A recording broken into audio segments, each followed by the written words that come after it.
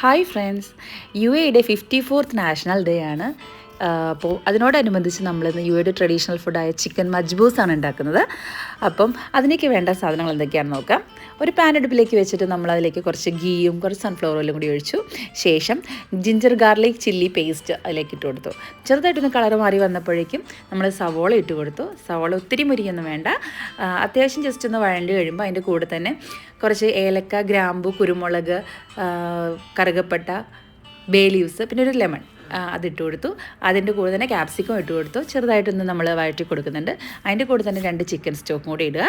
അത് നന്നായിട്ട് മിക്സ് ചെയ്ത് കഴിഞ്ഞ് അതിൻ്റെ ആ ഒരു പച്ചമണം എല്ലാം മാറിക്കഴിയുമ്പോൾ നമ്മൾ അതിനകത്തേക്ക് ശേഷം നമ്മൾ അതിലേക്ക് ഇടുന്നത് മുളക് പൊടിയും അതിൻ്റെ കൂടെ തന്നെ മജ്ബൂസ് മസാലയാണ്.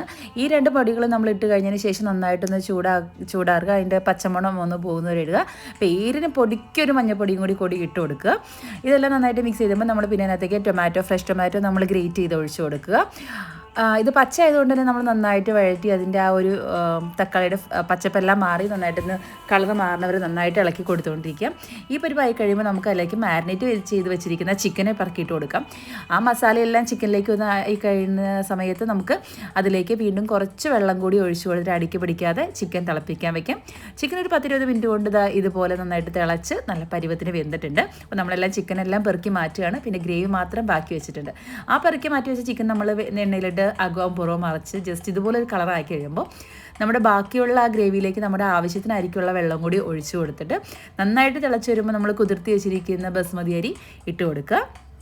ഇട്ട് കൊടുത്തതിന് ശേഷം നന്നായിട്ടൊന്ന് മിക്സ് ചെയ്യുക. അതിൻ്റെ ആ ഗ്രേവി എല്ലാം ആ ചോറിലെല്ലായിടത്തും പറ്റുന്നവരെ നന്നായിട്ട് മിക്സ് ചെയ്യുക.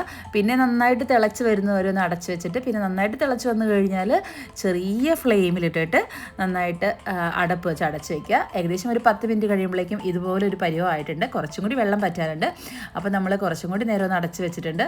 അപ്പം അങ്ങനെയെല്ലാം അടച്ച് വെച്ച് കഴിഞ്ഞപ്പോൾ നമ്മുടെ ചോറ് എല്ലാം ഏകദേശം ഓക്കെ ആയിട്ടുണ്ട്. പിന്നെ തീ ഓഫ് ചെയ്തിട്ട് നന്നായിട്ട് ആവി പോവാതെ അതൊന്നും കൂടി ഒന്ന് സെറ്റാക്കി അടച്ച് വയ്ക്കുക. അതെല്ലാം അടച്ച് വെച്ചതിന് ശേഷം നമ്മൾ തുറക്കുമ്പോൾ ഇതുപോലെ കിട്ടിയിട്ടുണ്ട്. അപ്പോൾ നമ്മൾ ഫ്രൈ ചെയ്ത് വെച്ചിരിക്കുന്ന ചിക്കനും അതിൻ്റെ മുകളിലേക്ക് ഇട്ട് കൊടുത്തിട്ട് പിന്നെ ഒരു 10-15 മിനിറ്റ് കൂടി നമ്മൾ അതിൻ്റെ ആവിയൊന്നും പോവാതെ ഇങ്ങനെ മൂടി വെച്ചാൽ നമ്മുടെ ചിക്കൻ മജ്ബൂസ് റെഡി. അപ്പോൾ നമ്മൾ കഴിക്കാൻ എടുത്തു കഴിഞ്ഞപ്പോൾ ഇതാണ് അതിൻ്റെ ഒരു പാകം. അപ്പോൾ ഇതെല്ലാവർക്കും ഇഷ്ടപ്പെട്ടു എന്ന് വിചാരിക്കുന്നു. എല്ലാവരും ട്രൈ ചെയ്യുക.